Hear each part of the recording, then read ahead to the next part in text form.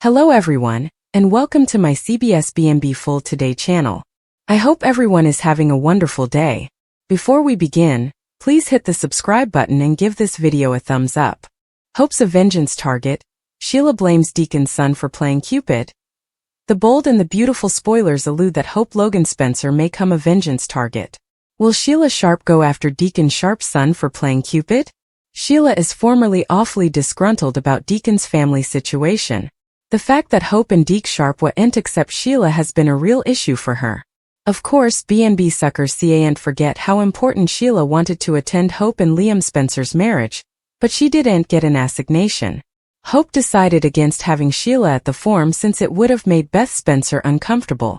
Sheila nearly crashed the espousal since she was so worried, but she managed to telephone down her wrathfulness thanks to Taylor Hayes' guidance. Still, Sheila's about to find out Taylor has been developing passions for Cleric behind her reverse. There'll be plenitude of blame to go around as far as Sheila's concerned once Cleric and Taylor inescapably cross the line. Sheila will no doubt unleash her fury on everyone she feels has wronged her, which may include Hope. Sheila will naturally seek vengeance on Deacon if he betrays his marriage vows with Taylor as anticipated. Taylor will also earn Sheila's wrath since she fell for her case while Sheila was playing her up as a marriage rescuer. Hope may face some counter-reaction as well if Sheila finds out she's principally been playing Cupid for Deacon and Taylor. After Hope gave Deacon a punch to tell Taylor everything he felt, she paid Taylor a visit and pushed her toward Deacon too. Hope tried to move Taylor that she was the better match for Cleric, and made an emotional plea for their future. What happens if Sheila overhears a discussion like that at some point? Sheila's current frustration over Hope shutting her out could turn into a deeper sense of treason. Hope formerly hasn't been probative of Cleric and Sheila's marriage, but now she's taking effects a step further by laboriously pushing Cleric toward another woman. That may be enough to move Sheila that Hope should be on her vengeance list right along with Cleric and Taylor. Once Liam gets updates on Hope's matchmaking news, he may worry about the peril she's putting herself in. The bold and the beautiful spoiler suggests Sheila could go after Hope and force Liam to play Deliverance Ranger, so stay tuned. Eric rookies this shocking Forrester ally for Katie's team? The bold and the beautiful spoilers allude that Eric Forrester may blunder his secret and retain a shocking Forrester supporter for Katie Logan Spencer's platoon. Will Eric turn to another Forrester for help and try to score some developer backup? Katie formerly approached Deke Sharpe about conceivably joining Logan in a developer part, but nothing's set in gravestone yet. That said, Katie does see pledge in Deke's design capability, and would like to give him a chance to show his stuff. Since Katie is going to need a filler platoon to get Logan off the ground, that could mean she'll need further than just Eric as her lead developer and Deke as an and adventurer. Eric may see that too and wonder if someone familiar might be interested in pitching in. RJ Forrester allowed. It was meddled up the first time Ridge Forrester disrespected Eric with a withdrawal drive. That was back when Joshua Hoffman was playing the part of RJ. Since Eric demanded some help designing his ultimate couture line, RJ went against his father to help his granddad. Would RJ consider doing that again? B&B spoilers suggest Eric might at least make the pitch since RJ talked about reconnecting with his forefather soon. RJ was preliminarily hoping they could have 3 generations of Forresters working together, but Eric may contend that's not an option after the way he's been treated. Although RJ agreed to consider working on couture with Ridge at Forrester Creations, Eric may deliver another offer with Katie's blessing. What if Eric pushes RJ to come work at Logan and join forces with him like they did ahead? With RJ as his right-hand man, Eric might argue that they can formally again negotiate great effects together. That could put RJ in a tight spot, especially if Eric asks RJ to keep his lead developer news a secret from Ridge and Brooke Logan Forrester, Catherine Kelly Lang. Indeed, if RJ turns Eric down and stays pious to the rest of the Forrester family, there could be trouble. RJ might feel torn about whether to keep quiet or give Ridge and Brooke updates on Eric's snake status. The bold and the beautiful spoilers allude that Eric could back RJ into a delicate corner. So don't miss what's in store as Hope urges Taylor to give her dad a chance. Stephy warns Deacon not to incite the crazy woman. At Forrester, an intern Jamie wants the event office job. Stephy admits she has someone in mind. Jamie remarks on RJ being back before exiting. Electra comes by and gushes about a trip with Ivy. Stephy tells her Dylan should apply to be an intern, as she's giving Jamie the event job. Electra next meets up with Will in the design office, where he breaks the news that Dylan ate her share of his funk teriyaki last night. She teases, "Am I that fluently replaced?" Will pledges to cook her commodity indeed more when she's back from her business trip. Electra questions how Dylan wound up eating with him. Will explains that Dylan was doing their laundry to help out, so he invited her to join him. Electra doesn't want her overstepping or getting too comfortable in his house. She decides, "I'll handle it with Dylan. Don't worry." In her apartment, Dylan applies for a job online, getting frustrated by the conditions for tutoring jobs. She gets on the phone and still has no luck. Hope stops by the precipice house to see Taylor, who's surprised to see her. Hope admits she's there to talk about her pater. "About the two of you." Taylor's taken suddenly to discover that she wants to bandy how they feel about each other. Taylor plays dumb, so Hope tells her cleric opened up to her and Deke about how much he cares for her. She wants her to know that her pater is a great Joe, principally the kind of Joe you'd want to look out for you. However, Hope would support it if there were to be a future for them. Taylor informs Hope that this discussion is largely unhappy, kinda like falling for your case. Hope understands, but she and Deke want their father to fall for someone better than Sheila. "Someone like you." Taylor rises, trying to end the discussion. Hope can't believe she'd want Cleric to be with a woman as dangerous as Sheila. He's alarmed to leave her. He's hysterical of setting her off. "That's no way for my father to live." Tearing up, Hope fears he's robbing himself of a healthy, fulfilling relationship. Taylor reminds her he's her case and there's nothing going on between them. Hope prodigies would Aunt Taylor like to put herself first for formerly and find fulfillment with her dad. Stephy's warning at his place. Cleric sets up a mushroom order by phone and also ganders at a print of him and Sheila in happier times. Getting reflective, he starts allowing about Taylor. Just also, Stephy arrives and announces she's there to put an end to any studies he might have about a future with her mother. Deacon insists he's simply Taylor's case, but Stephy knows what she heard. She reminds him this can't go any farther because he's wedded to a psycho. He chose his path and now he'll have to live with it. "Nothing can be with my mama." Nothing. Cleric tries to tell Stephy she's overreacting, but she reminds him what Sheila's put their family through. Sheila is evil to her core, and he's looking for an exit strategy. Cleric denies it, but admits Taylor's made a profound difference in his life. Stephy wants her mama to be happy and move on, but not with Cleric, who's taking advantage of her. Cleric demurs. Neither of them planned this. Stephy seizes on this. "So you admit it. She wa'n't let her mama come Sheila's target. Suppose about her safety. Don't incite a crazy woman. Don't do this to my mama." With that she exits. Setting boundaries, Dylan meets Electra in the design office, having been summoned by textbook. Dylan lets her know she's been getting turned down by jobs. Electra reassures her, but also reminds her that she needs to admire Will's house, his space, and her relationship with him. "I know about last night. About your regale with Will." Dylan admits she felt awkward, but Will claimed. Electra, laying into her a bit, says she felt awkward because it was wrong. Dylan will do better and assures Electra she'll get out of there as soon as possible. Electra warns what happened last night can no way be again. Hope urges Cleric to go to Taylor and Dylan brings the heat with Will while Electra's down. At Deacon's place, Hope tells her father his passions for Taylor are enough apparent. Cleric shrugs that he's wedded to Sheila. Hope counters that she let him down. Cleric reprises that if he were to leave her, Taylor could be in peril. "Please don't repeat this." Hope sensations that her pater really does watch about Taylor. He gasps. "Absolutely." Hope gashes over, complaining that his happiness is being held hostage out of fear for what Sheila might do.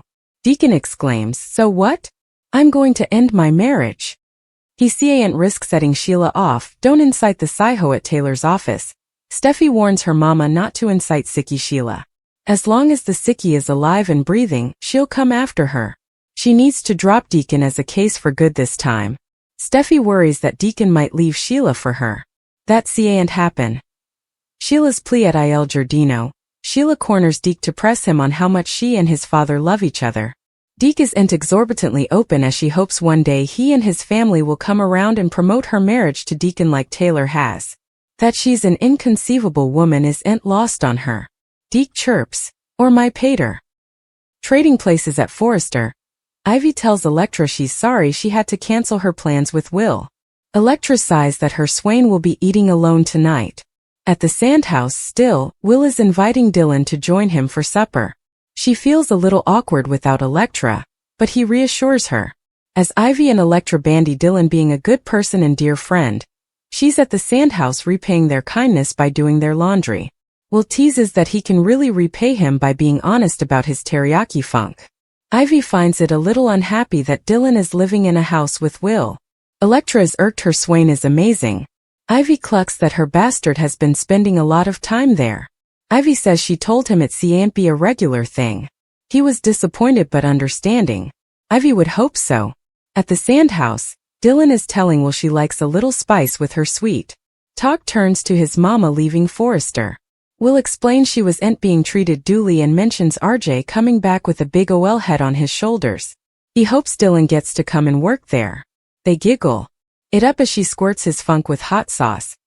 Steffi finds Elektra in the design office and tells her there's an opening at the event office that might suit Dylan. She asks her not to tell her yet, as there's many people there who might be interested. Elektra thanks her. Steffi remarks on Dylan staying over the garage at Will's. This extended analysis examines the Handed, the Bold and the Beautiful plot as a piece of contemporary American day TV, fastening on narrative structure, character psychology, thematic durability, and the cleaner pieces tradition of moral pitfall and romantic preoccupation, while sticking the script within the kidney's long-standing use of intergenerational conflict, dangerous love triangles, and the slow burn mechanics of suspension that define reissued Liar.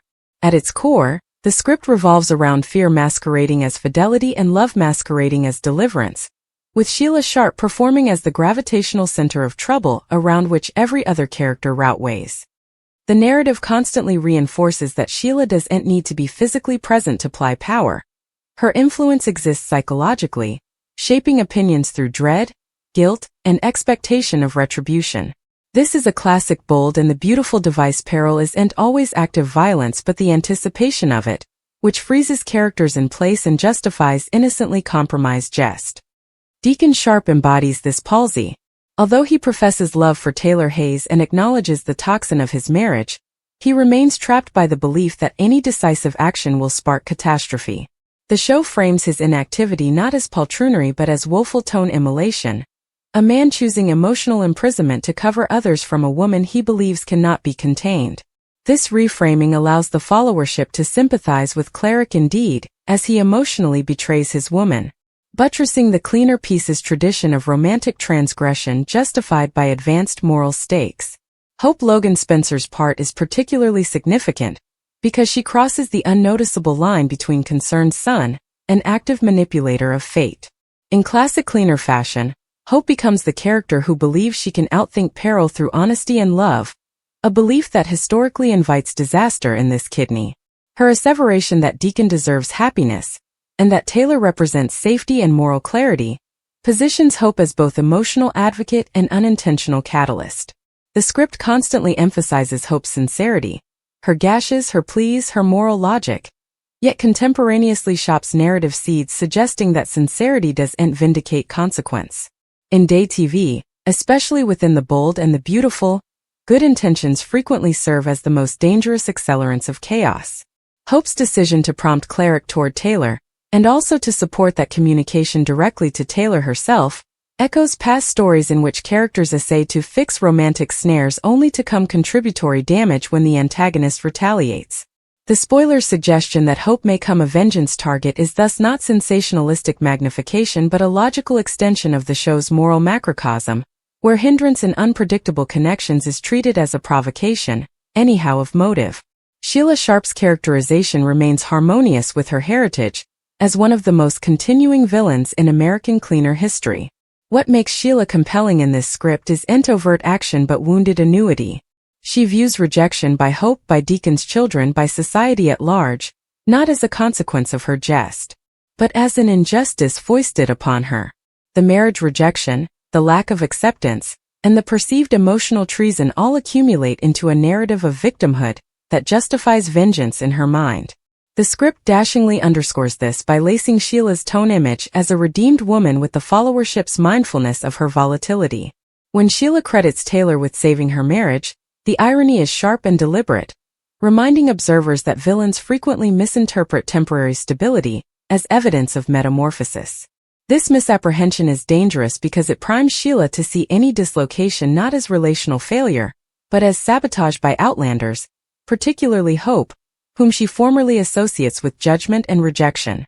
Taylor Hayes occupies an innocently precarious position that reflects the show's seductiveness with professional ethics colliding with emotional need. As Deacon's therapist, Taylor represents authority, mending, and restraint, yet the script constantly shows her internal conflict through pauses, denials, and eventually imaged fantasies. The fantasy sequences, revealed only at the end, serve a pivotal narrative function. They confirm that the emotional affair is collective while allowing the characters to maintain presumptive deniability in the physical world. This fashion preserves pressure without precociously collapsing the plot. It also reinforces the theme that desire itself can be transgressive, indeed when unacted upon. Taylor's disinclination is framed not only as professional integrity, but as motherly fear, amplified by Stephy's warnings. Stephy becomes the voice of generational trauma, articulating what the followership formerly knows. Sheila's pattern of preoccupation and violence makes any romantic trap with her partner innately unsafe. Stephy's repeated use of language like "insight" and "crazy woman" is designedly blunt, reflecting a character who has moved beyond circumlocution after times of exposure to Sheila's chaos. The action involving Will, Electra, and Dylan glasses the main plot and model, a common cleaner pieces strategy that reinforces thematic continuity across age groups and narrative stakes. Where Cleric is trapped by fear of a dangerous partner, Electra is hovered by emotional encroachment rather than physical peril. Dylan's presence in Will's domestic space blurs boundaries, creating discomfort that parallels Taylor's professional boundary extremity. Both plots explore the consequences of propinquity without intention: feasts that feel inoffensive, participated spaces that feel temporary, and emotional closeness that develops under the guise of practicality. The show uses these parallels to suggest that boundary violations, no matter how small, can escalate if left unbounded.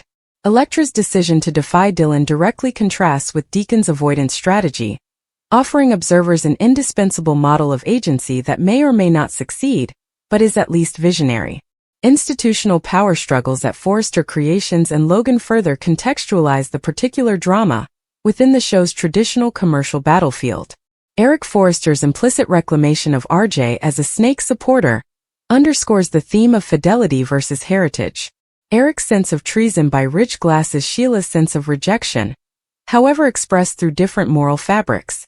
Both characters believe their history entitles them to admire and authority, and both reply to perceived discourteousness by seeking indispensable alliances. This resemblance subtly aligns idol and villain in provocation if not in system, a hallmark of nuanced cleaner jotting. RJ's implicit involvement raises questions about generational responsibility and secretiveness, particularly if he's asked to withhold information from Ridge and Brooke. Secrets, as always in The Bold and the Beautiful, are treated as temporary accelerants rather than sustainable results. The script's pacing reflects Day TV's commitment to emotional accumulation rather than immediate lucre. Exchanges are redefined from multiple angles, with characters delivering analogous information to different listeners, each time reframed by relationship and power dynamics. Hope tells Deacon, Hope tells Taylor, Stephy tells Deacon, Stephy tells Taylor, Sheila corners Deke. This reiteration isn't redundancy but ritual, buttressing stakes and reminding observers that knowledge itself is dangerous currency. Who knows what and when determines who's vulnerable. The final imaged fantasies between Deacon and Taylor epitomize this structure, furnishing emotional release without narrative resolution and icing continued suspension. Eventually, this plot exemplifies The Bold and the Beautiful's enduring appeal as an American TV institution. It blends love, imminence, family fidelity, and ethical conflict into a tightly woven shade that boons emotional verity over literalism while maintaining internal sense. The trouble of Sheila's vengeance is lower about what she'll do than about how her presence forces others to betray themselves. Hope's compassion becomes recklessness, Deacon's fear becomes deceitfulness, Taylor's professionalism becomes denial, and Stephy's protectiveness becomes control. Each character is written not as a mock, but as a person making choices under pressure, which is why the narrative resonates despite its heightened stakes. In this way, the script honors the kidney's tradition: love is no way safe, silence is no way neutral, and the history is no way finished. The pledge of peril, not its prosecution, is what keeps the story alive, inviting observers to return not for answers but for the slow, ineluctable unraveling that defines the bold and the beautiful.